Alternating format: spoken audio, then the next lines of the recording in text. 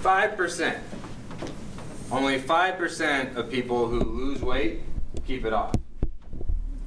Have you ever heard that depressing stat before? Well, don't worry, not only is it very depressing, but it's also very inaccurate and misleading. It's just one of those stats that have been repeated so many times over and over again that now we all believe it's real. Most weight loss stats are based on small sample sizes of people and people on extreme weight loss diets. Those people are set up to fail right from the beginning because they're only focused on short-term changes and nothing long-term. There's lots of weight loss stats like that one out there that I think are just designed to annoy fitness professionals like me and bum out anyone who has aspirations of losing weight. But they're not based on anything substantial. So my advice is that I urge you not to take them seriously.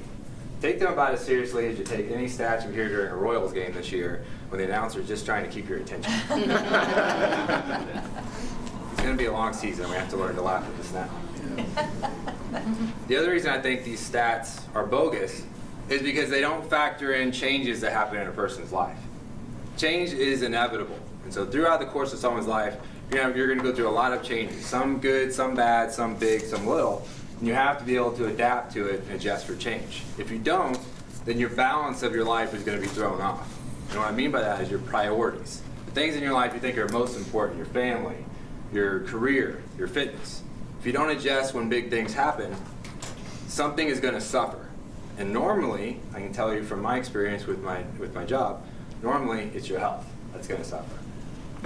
I have a lot of clients that have come in and out of my schedule over the years where they come to me and they've had fitness goals. I taught them how to get on a fitness routine that works for them and they get some great results, and they take what they learned from me and they go on and they do it by themselves.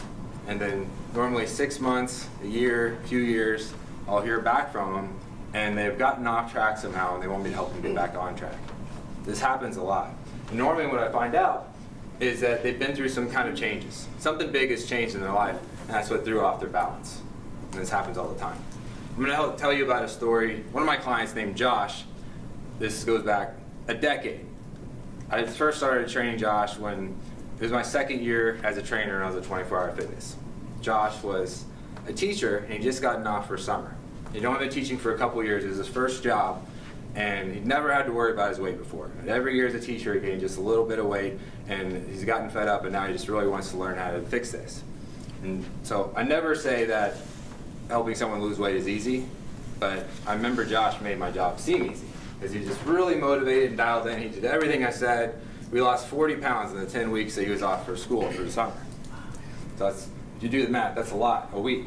But it was easy. All I did was I told him exactly what to do. I taught him how to kind of change his nutrition. I taught him how to do a fitness program where we incorporated weights and cardio, some lifestyle changes to follow, and he did all the rest. And so when time came and it had to go back to work, we had a plan in place. We knew what he was going to do, when he was going to get his workouts in, when his days started to work again, how he's going to keep going with his meal plans, how he's going to stay on track. And I think he did really well for a while.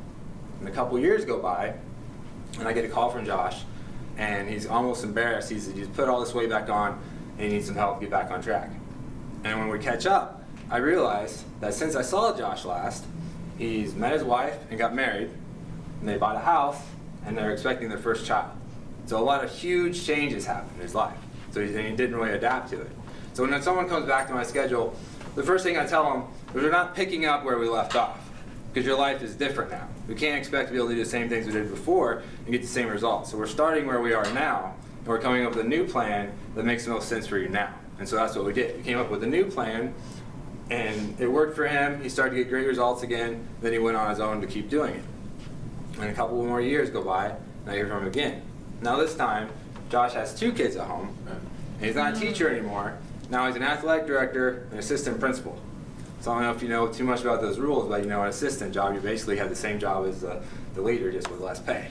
So he has a lot more work going on in his life. So every time that he kind of fell off track, something major happened in his life. He became a teacher, he got his first job, he got married, he bought a house, had kids, and he had a major promotion at work. So this is the kind of stuff. I have several stories. Josh's is fun to tell because it's all good things that happen in his life. The same thing can happen if something bad or tragic happens in your life. You still have to adjust for change.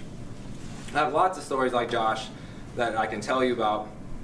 I can tell you that the main cause, the common factor in all of them, is that something has changed in their life and they didn't adjust to change. They kept trying to keep with everything, all their priorities in the balance like they did before, and they didn't come up with a change. I'm recently finding out that I need to treat myself like a client sometimes. And I'm going through the same thing in my own life. Some of you that have been in this group for a while, you probably remember me talking about, giving speeches about World's Toughest Mudder, this crazy 24-hour obstacle course that I did before. I did 40 miles, both times I did this race a couple years ago, and I remember saying, well, this will be a good challenge for me. When I'm 40, I'll come back and I'll get 40 miles again. And guess what happens in September? I turn 40. And so I started training for this again, and it's been so much harder this time. And that's what we always say when we go back to try to get back in shape again. It's so much harder this time. It's not so much that it's so much harder, it's just we're trying to do it the same way we did before. And a lot has changed in my life. I opened my own studio, have a business, have a beautiful girlfriend now. So obviously the changes in my life have all been good, so I'm happy with it, but my plan has to be different. I can't do things the same way that I did before and expect a different result. And so I have to make some changes if I want to get back to where I was before. So in conclusion, what I want you to learn from my speech today is, first, treat weight loss stats the same way you treat royal stats you hear during the season. And two, whenever something changes in your life, you have to adapt. If you want to keep your priorities in line, if you want to keep your life balanced, then you have to adapt for change. Thanks.